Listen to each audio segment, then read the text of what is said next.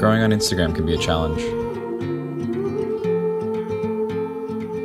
Even if you're taking the best photos, your photos can get lost with the other 40 million photos that are posted to Instagram every day.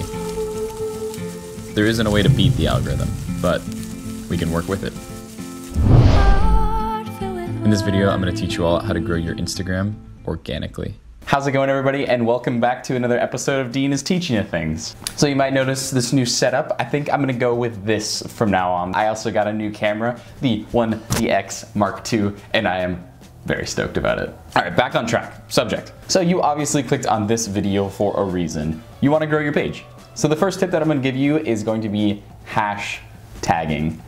Hashtags. So Instagram allows you to use up to 30 hashtags per post, and you can put these into your description of the photo or video, or you can add it to the comments immediately after you post it. And what these 30 hashtags are gonna do is gonna branch you out more and put you on the explore pages, and they're gonna set you up to be seen by more accounts who are following these hashtags or clicking on them. They're gonna get through to your photo eventually. So where do you get these hashtags? So what I do is I look to popular accounts or in my niche and see what they're hashtagging, and then I pretty much just steal their hashtags. And in this scenario, that's okay. So don't feel bad about stealing someone's hashtags. They use them for a reason, they work, and they're gonna be good. So pick the hashtags that go with your photo. Don't have dog food if it's a picture of a skateboard. That's a bad example, but you know what I mean. So like if you're shooting a portrait, you want to tag stuff with portraits, you don't want to tag stuff with landscapes, like that kind of thing. So another weird thing that Instagram's algorithm does, it doesn't let you use the same hashtag group twice on consecutive photos, or you'll get lower engagement. So have a list of multiple hashtags and then just copy it and then post your photo, paste, boom, you're on the page. So going off of hashtags, the next thing that we're going to talk about is getting featured.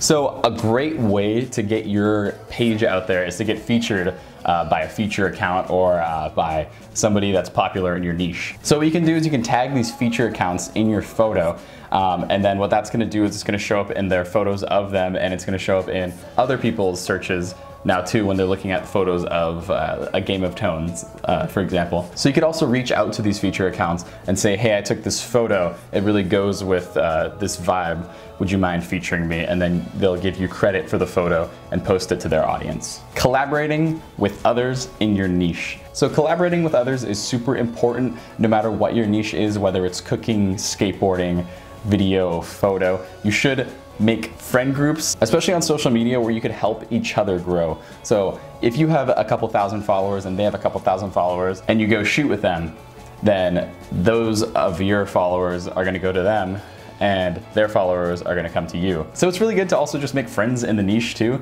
and get to know your whole community and pretty much just start hanging out. So you do stuff that you're interested in and meet people that are also interested in that, and then that's how you make friends. Pretty dope. Get out there, go shoot, go learn something too. It could be beneficial in that sense as well. Consistency is key.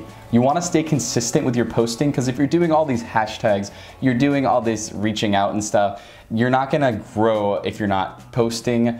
If you can, at least once a day, and you have to have a consistency with your photos. So your feed is gonna look really unified rather than scrambled and messy, and you want a certain aesthetic to your feed that's gonna draw people in and make them stay. So when you're posting your photos, you wanna use the same filter that you use, pretty much shoot the same color space.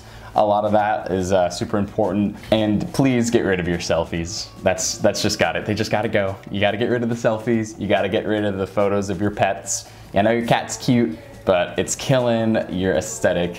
And hey, well, unless your page is about cats. So the last thing that I'm gonna talk about is Diem Groups. So basically what a Diem group is you get together a bunch of creatives in the same niche, and you all comment on each other's posts and like each other's posts once they've been posted. So you'll post to the group chat, hey, I just posted a new picture, please like it, leave a comment.